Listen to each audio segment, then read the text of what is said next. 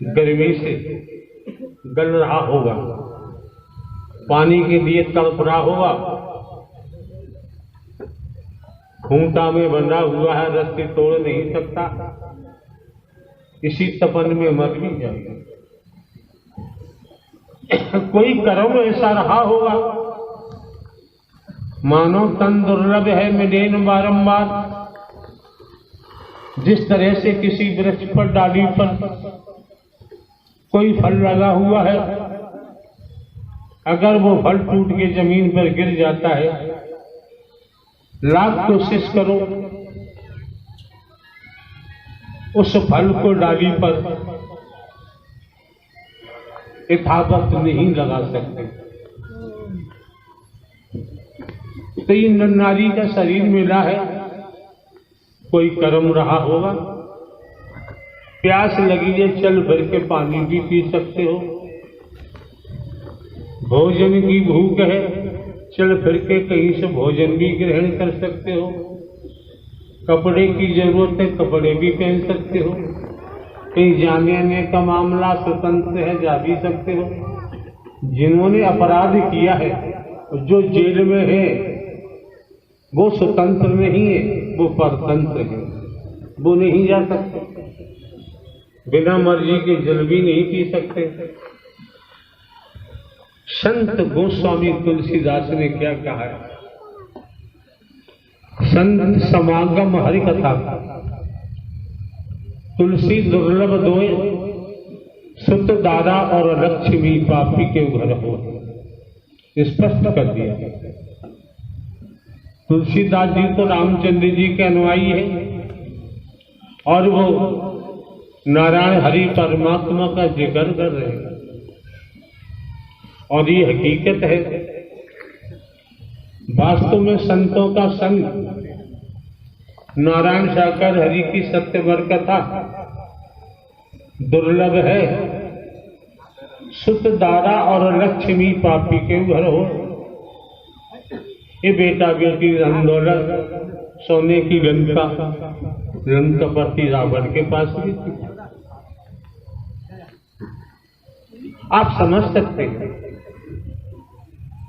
जान सकते हैं, पहचान सकते हैं क्या? आकाश में सूर्य चमक रहा है, संसार के वैज्ञानिक इकट्ठे होकर सूर्य को पकड़ना चाहे, पकड़ना संभव नहीं है। और संत गोस्वामी तुलसीदास ने साकार हरि परमात्मा की सत्यमर कथा दुर्लभ बता दी, कितना आसान कर दिया। कर से कर्म करो विदिनाना, मन राखो जहां हरि निधाना।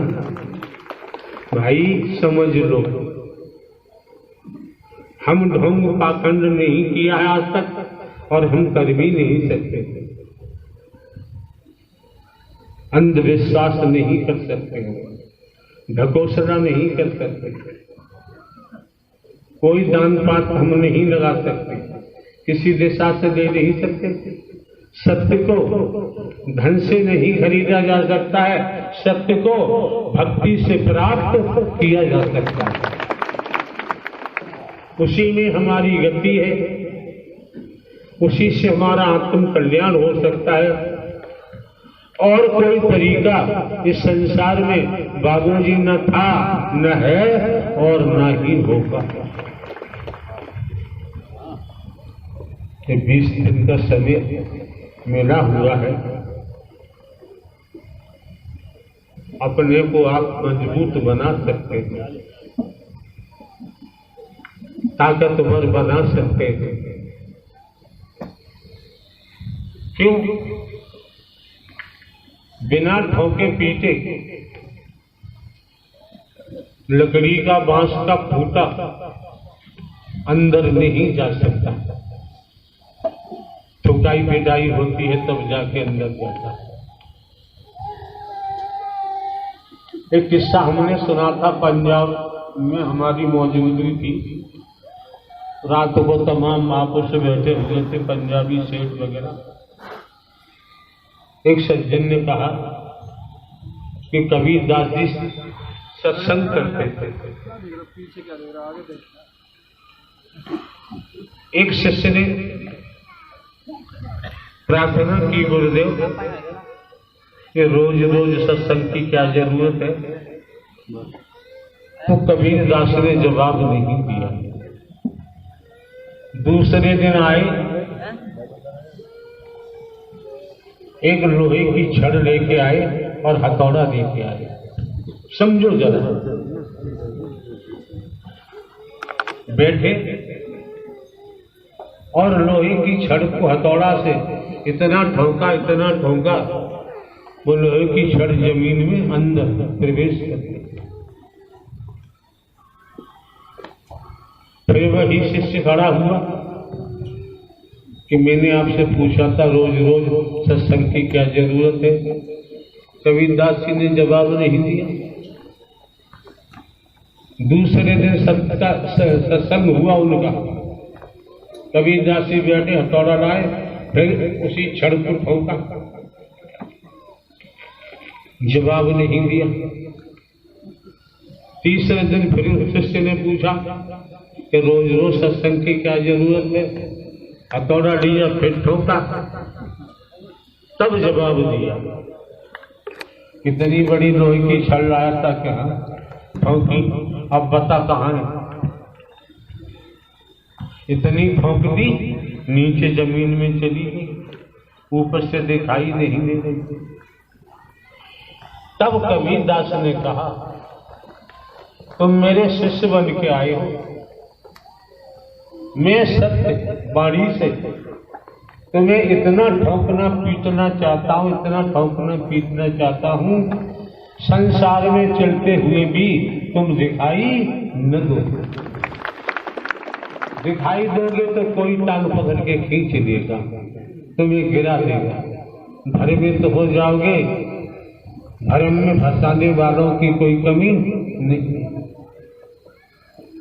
यही किस्सा वहीं पर याद आया हमें। इस बार हम पढ़ते पढ़ाते नहीं है, कोई स्वाध्याय नहीं करते। कबीरदास की झोपड़ी में आग लगा दी, झोपड़ी जल के राख हो गई, सामान डटता था जल के राख हो गया। कबीरदास रोए नहीं, हंसते रहे। बराबर में एक वेश्या की कोठी थी, महल था। अचानक आग लगी, वेश्या चिल्लाने लगी कि मेरी कोठी में कबीरदास ने आग लगाई। कबीरदास सामने आए, उन्होंने कहा, तुमने ठीक कहा, तुम्हारे यारों ने मेरी झोपड़ी में आग लगा दी, जल के राख हो गई, और मेरे यार ने तुम्हारे महल में आग लगा दी। अब लगा लो, कौन सा यार चाहिए? ब्रह्मांड का रचयिता अगर यारी कर देता है, बस जीवन सफल हो जाएगा। कब किसके शरीर की मृत्यु हो जाए कोई भरोसा नहीं है। पड़ा रहेगा माल खजाना, छोड़ त्रिया सद जाना है, और कर ले बंदे प्रीत हर से, नहीं तो फिर पछताना है। आए कई घाट से उतरे कई घाट, अपने अपने कर्मों से हो गए बार। ये समझना चाहिए। ये आयोजन हो रहा है, यहाँ के महापुरुषों ने, कमेटी के महापुरुषों ने अपना तन मन धन खर्च किया है, रातों दिन सेवा में लगे रहते हैं। अभी हम सेवा के महत्व को ही नहीं समझ पा रहे। निस्वार्थ सेवा मिल जाए, स्वार्थ की सेवा है तो विलासता में ले जाती है। स्वार्थ का प्रेम है तो भोग में ले जाता है। भोग से तो नाश होगा, विलासता से नाश होगा।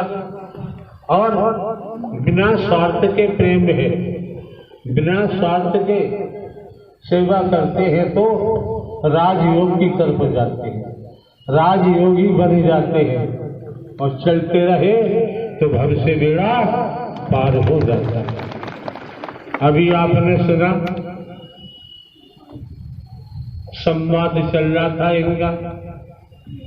अब संवाद के बीच इनकी जो रहनी सहनी करनी है उस भाषा का भी इस्तेमाल किया और किस तरीका से भोग रहे हैं आपके सम्मुख खड़े हैं।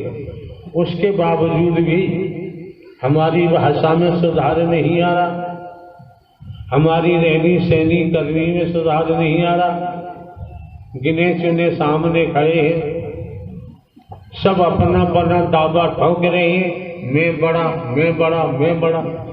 ये बड़े होने की बीमारी पूरे संसार में लगी हुई है, इसलिए दुश्मनी ज्यादा हो रही है, बेमनस्ता हो रही है।